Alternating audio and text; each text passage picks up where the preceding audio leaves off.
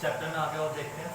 Last में मैंने discuss किया था एलिमेंट्स में, एलिमेंट्स के 3 टाइप थे आपके, मेटल, नॉन मेटल्स और मेटलॉइड्स। अब इसमें और डिस्कस करते हैं। मैंने मेटल्स की कुछ प्रॉपर्टीज आपको बताई थी।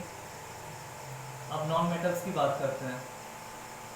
नॉन मेटल्स के केस में वही प्रॉपर्टी ऑलमोस्ट हो जाती है आपकी रिवर्स। रिवर्स कैसे होंगे? सबसे पहले नॉन मेटल जनरली क्या होते हैं? लिक्विड्स होती हैं। जनरली लिक्विड्स होंगे। वैसे तो ये डिपेंड करता है, वैसे सॉलिड भी हो सकते हैं, लिक्विड भी होते हैं और गैस, तीनों पॉसिबल है वैसे तो इसमें। लेकिन जनरली ज़्यादातर नॉन मेटल्स क्या होते हैं? लिक्विड्स होते हैं। इसके बाद बात करें इनकी कंडक्टिविटी की, तो नॉन मेटल्स क्या होते हैं? पुअर कंडक्टर्स होते हैं। क्लियर है? दैट मीन्स ना तो ये हीट को पास ऑन करते हैं, ना ही ये इलेक्ट्रिसिटी को।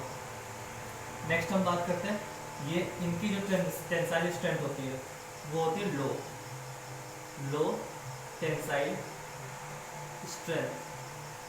क्लियर है? मैंने बताया था मेटल्स के केस में यार टेंसाइल स्ट्रेंथ ज़्यादा होती है, क्योंकि उनको हम स्ट्रेच करने में हमें दिक्कत ज़्यादा है, क्योंकि उनकी क्या होती है? डेंसिटी हाई होती है। सिमिलरली यहाँ पे इसमें क्या होता है? इसमें ऑलमोस्ट रिवर्स होगा पूरा। यहाँ टेंसाइल स्ट्रेंथ क्या होगी? वीकर होगी। फिर क्या है? इनकी अगर डेंसिटी की बात करें तो इनकी डेंसिटी भी क्या होगी? लो होगी। डेंसिटी लो होने का रीज़न क्या है? इनकी एक्चुअल में कोई शेप इनकी मेनली क्या होती है? लिक्विड होने का ज़्यादातर, जहाँ सॉलिड होगी वहाँ तो डेंसिटी थोड़ी बढ़ जाती है, बाकी लिक्विड और गैस के केस में डेंसिटी ऑटोमेटिक इनकी लो हो जाती है। फिर बात करते हैं हम डक्टिलिटी की, तो ये डक्टाइल नहीं होते हैं। ठीक है ना? ये डक्टाइल होंगे, दैट इज वायर्स में कन्वर्ट नहीं कर सकते, मैलिएबल भी नहीं होंगे ये, क्योंकि इन्हें शीट्स में कन्वर्ट नहीं कर सकते। ये सोनोरस भी नहीं होते, क्योंकि यहाँ से कोई भी रिंगिंग साउंड प्रोड्यूस नहीं होगा। फिर नेक्स्ट हम बात करें, इनकी कोई फिक्स इनकी मेल्टिंग पॉइंट और बॉइलिंग पॉइंट लो होती है। Low melting point and boiling point, ये भी क्या होंगी? काफ़ी लो होंगी। इसके बाद अगर और बात करें हम, तो ज़्यादा हार्ड नहीं होती है, less harder. That means in पे स्क्रैच वगैरह आने के चांसेस होते हैं। और भी अगर बात करें तो और भी थोड़ी सी प्रॉपर्टी और होती है। ये कुछ मेजर प्रॉपर्टीज़ हैं जो नॉन मेटल्स के केस में हम देखते हैं। क्लियर है? जनरली लिक्विड्स होंगी, सॉलिड, लिक्विड, गैस तीनों हो सकती हैं, पुअर कंडक्टर्स होती हैं, टेंसाइल स्ट्रेंथ काफ़ी वीक होती है इनकी, डेंसिटी भी लो होती है, डक्टाइल होते नहीं है, मैलिएबल भी नहीं होते, ना सोनोरस होते, मेल्टिंग पॉइंट और बॉइलिंग पॉइंट भी काफ़ी लो होता है, और हार्डर भी ये बहुत कम होते हैं। इसके बाद हम बात करें मेटलॉइड्स की। अब मेटलॉइड्स क्या होता है? इन दोनों के ऑलमोस्ट बीच का पार्ट, जैसे हम बात करते हैं कंडक्टर होता है, इंसुलेटर होता है, वैसे उसके जो बीच में ना तो इनके पास क्या होता है? इनके पास दोनों प्रॉपर्टी होती है, properties of metals and non metals. Clear है? दैट मीन्स इनमें मिक्सचर होता है, कुछ कहीं तो ये मेटल की प्रॉपर्टी शो करते हैं, कहीं पर ये नॉन मेटल की। जैसे आपको कुछ एग्जांपल होते हैं, सिलिकॉन होता है, जर्मेनियम होता है। क्लियर है? इस टाइप से और भी कुछ एलिमेंट्स हैं जो क्या करते हैं, जो कभी तो मेटल्स की प्रॉपर्टी शो करते हैं, कभी वो नॉन मेटल्स की प्रॉपर्टी को शो करते हैं। दैट मीन्स मेटलॉइड्स के केस में क्या होगा? वो डिपेंड करेगा किस सिचुएशन हम यूज़ कर रहे हैं, तो प्रॉपर्टी उनकी वेरी करती रहेगी। क्लियर है? यहाँ पे कुछ मेटलॉइड्स हैं। इसके बाद बात करें, ये बताया तो मिक्सचर को एक बार फिर से डिस्कस कर लेते हैं। मिक्सचर और कंपाउंड दोनों साथ में अब डिस्कस कर रहा हूँ मैं। अब इनमें क्या हमें समझना था? मैंने मिक्सचर के बारे में बताया था, आपके 2 टाइप के थे, होमोजीनियस और हेट्रोजीनियस थे। ठीक है? दोनों के अब डिफरेंस के बारे में सबसे पहले बात करें। होमो के बारे में मैंने बताया था, जहाँ इंडिविजुअल पार्टिकल्स क्या होता है? पूरे में क्या होते हैं? यूनिफॉर्मली डिस्ट्रीब्यूटेड होते हैं। यहाँ पे यूनिफॉर्म डिस्ट्रीब्यूशन नहीं होता, दैट मीन्स इंडिविजुअल पार्टिकल्स और जो आपका मेन पार्टिकल होगा, कंस्टिट्यूएंट पार्टिकल्स, उनको हम डिस्टिंग्विश कर सकते हैं। यहाँ पे डिस्टिंग्विश हम नहीं कर पाते हैं। तो जनरली मेटल्स ये दोनों क्या होते हैं? 2 या 2 से ज़्यादा एलिमेंट्स से आपके यहाँ पे मिक्सचर जो भी मिलेंगे, तो उनसे बनते हैं आपके 2 और मोर थिंग्स से ही बनते हैं दोनों चीज़ें, चाहे वो आपका मिक्सचर हो, चाहे वो आपका कंपाउंड हो। दोनों का सबसे जो पहला मेजर डिफरेंस है, मिक्सचर के केस में क्या होता है? यहाँ पे कोई भी केमिकल कॉम्बिनेशन नहीं होता है, नो केमिकल कॉम्बिनेशन। ये बहुत इंपॉर्टेंट पॉइंट है, एग्जाम में काफ़ी आप लोगों से पूछा भी जाता है मिक्सचर और कंपाउंड में डिफरेंस क्या है? सबसे पहला रीज़न यही है कि इनके कंस्टिट्यूएंट पार्टिकल्स के बीच में कोई भी केमिकल कॉम्बिनेशन नहीं होता। लेकिन अगर हम कंपाउंड के केस में बात करें तो यस, वहाँ पे केमिकल कॉम्बिनेशन होता है, क्योंकि यहाँ पे कंपाउंड क्या होते हैं, कई सारे हैं आपके, चाहे वो HCl है या फिर आपका NaNO3 है, सोडियम नाइट्रेट है, या फिर कोई भी है KClO3 है, पोटेशियम क्लोरेट है, या फिर कोई भी कंपाउंड नाम लें, सब में कोई ना कोई फिक्स कोई ना कोई चीज़ मिली होती है, तो इसलिए केमिकली कंबाइंड होते हैं। इसलिए नेक्स्ट चीज़ क्या होता है, ये मेनली इसको हम सेपरेट कर सकते हैं, सेपरेट बाई फिजिकल प्रोसेस। इनके हम कंसिस्ट प्रोसेस से अलग कर सकते हैं। क्लियर? फिजिकल प्रोसेस से अलग कर सकते हैं, दैट इज आपका क्या हो जाएगा, इवेपोरेशन, सब्लिमेशन, फिल्ट्रेशन, ऐसे कई सारे प्रोसेस है आपके जिनसे हम इन्हें हम अलग कर सकते हैं। लेकिन ये फिजिकल प्रोसेस से अलग नहीं किया जा सकते, ओनली बाई केमिकल प्रोसेस। ठीक है, ओनली बाई केमिकल प्रोसेस है, केमिकल मेथड। ये आपका सेकेंड चीज़ है।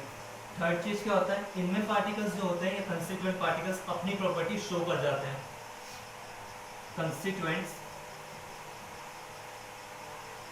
Shows their properties. जो भी कंस्टिट्यूएंट्स होंगे, जैसे हम एयर की बात करें, एयर क्या है, एक मिक्सचर है। एयर में क्या होता है आपका, ऑक्सीजन होगा, नाइट्रोजन होगा, कार्बन डाइऑक्साइड होगा। तो जो भी चीज़ें होती हैं वो अपनी अलग अलग प्रॉपर्टी शो करती हैं, इसलिए यहाँ पे इंडिविजुअल प्रॉपर्टीज शो होती हैं। लेकिन इस केस में क्या होता है, इंडिविजुअल प्रॉपर्टीज शो नहीं होती है। क्लियर है? दैट मीन्स यहाँ पे जो भी नया कंपाउंड बन के आ रहा है, जैसे इसकी हम बात करें तो यहाँ पे ऐसा नहीं पोटेशियम अपना अलग इफेक्ट दिखाएगा, क्लोरीन अलग दिखाएगा और ऑक्सीजन का अलग इफेक्ट आएगा। यहाँ पे जो नया चीज़ बन के आया है उसका अपने प्रॉपर्टीज होंगे और उनकी सब चीज़ें क्या होंगी, अलग होंगी। इनसे उनका कोई भी कॉम्बिनेशन या कोई भी लेना देना नहीं होगा।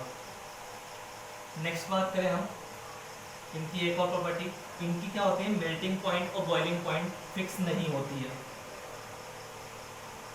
No fix melting point and boiling point. लेकिन यहाँ कंपाउंड होता है कम्प्लीटली, तो इनके केस में यस, इनमें मेल्टिंग और बॉइलिंग पॉइंट आपकी फिक्स होती है, ऐसा नहीं वेरी करेगा। इसके बाद इनका जो कंपोजिशन है, नेक्स्ट हम बात करें कंपोजिशन। यहाँ पे कंपोजिशन जो रहेगा कंस्टिट्यूएंट का वो वेरिएबल होता है। दैट मीन्स कोई भी चीज़ आपका बाई मास किसी भी प्रोपोर्शन में अवेलेबल यहाँ पे हो सकता है। लेकिन अगर इस केस की हम बात करें तो यहाँ पे फिक्स्ड कंपोजिशन होगा बाई मास। दैट इज यहाँ पे ऐसा नहीं कोई चीज़ ज़्यादा है कोई चीज़ कम है। जैसे KClO3 के बारे में बात करूँ तो यहाँ पोटेशियम एक ही होगा, क्लोरीन एक ही होगा और ऑक्सीजन के 3 एटम्स होंगे। जब भी जाके ये कंपोजिशन पे क्या था, होमोजीनियस। इसमें क्या बात करते हैं मिक्सचर और कंपाउंड के, तो मिक्सचर के केस में क्या होगा, आपका कंपोजिशन वेरिएबल होगा। दैट मीन्स जो भी बाई मास प्रोपोर्शन हम लेते हैं वो वेरी कर सकता है, कोई चीज़ ज़्यादा हो सकती है, कोई चीज़ आपकी कम हो सकती है। लेकिन इस केस में क्या होगा, हमेशा आपका जो प्रोपोर्शन होगा फिक्स्ड होगा। दैट मीन्स अगर मैं H2O की बात करूँ तो H2O हमेशा 1:8 बाई प्रोपोर्शन ही कंबाइन होता है। ऐसा नहीं कि ऑक्सीजन हाइड्रोजन आपका अलग आ जाएगा, ये अलग आ जाएगा। इसका ये रेशियो आता है कैसे, वो भी बता देता हूँ। हाइड्रोजन यहाँ पे 2 है तो हाइड्रोजन का 2 का मास हो जाएगा 2 और ऑक्सीजन का एटॉमिक मास होता है 16। तो यहाँ पे ये सिंपल रेशियो में कन्वर्ट करें तो क्या हो जाएगा 1:8।